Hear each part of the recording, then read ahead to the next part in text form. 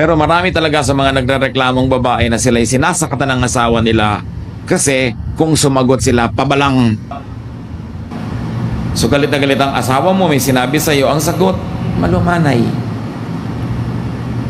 Meron kang gustong sabihin, bukas na, pag malamig na yung ulo niya. Huwag mo sabayan. Lahat naman na nag-aaway, nagsabayan kasi.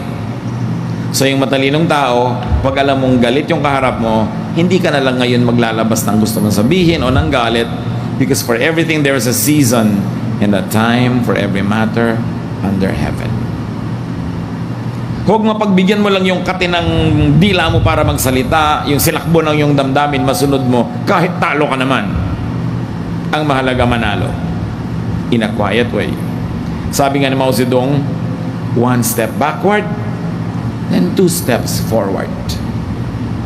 The real winner will not always move forward when it's more prudent to step backward.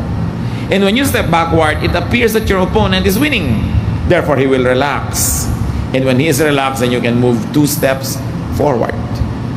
Timing. So a kind answer. We never condone any form of physical violence against women, especially against wives.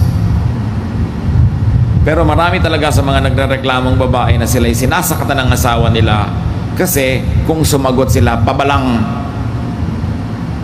Mainit ang ulo ng asawa, mainit din ang ulo niya. Hindi ko sinasabi huwag niyong initan ang ulo niyo, pero timing.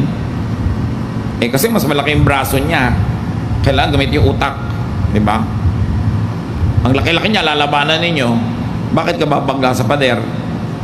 Kung pwede mo naman palambutin yung pader na yun ng tenderness, kindness, gentleness, or simply let time pass.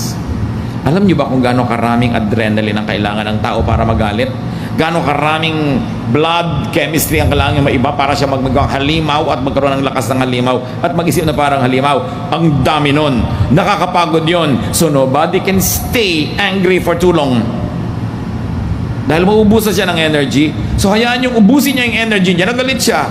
Pag ubus na, nakapahinga na siya, tsaka niyo ngayon sabihin yung point niyo.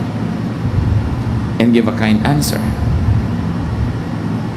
Pag may sumandal sa'yo at nilabanan mo yung pagsandal niya, maglalabanan kayo. Pag merong tug of war, humila siya, humila ka rin, ang tagal niyong nakatayo, naghihilan kayo, nakakapagod, subukan mong bitawan yung lubid, tutumba siya mag-isa. Kasi hindi mo alam na ang nagpapatayo sa kanya at nananatili siyang nakatayo, yung energy mo. Bitawan mo, tutumba siya. Ganon din yung sobrang matapang, sobrang galit. Bitawan mo lang, tutumba siya mag-isa. But when you expend your energy against his energy, you just energize your opponent.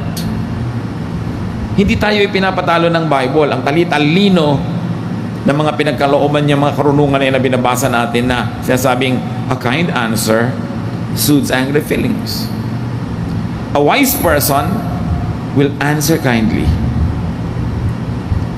Kaya ang pinipili ng mga ambassador, yung mga mahinahon, kasi maigegera mo at dadali mo sa gera ang iyong bansa kung ang ambassador ay mapusok. Kahinahunan, at the end of the day, win.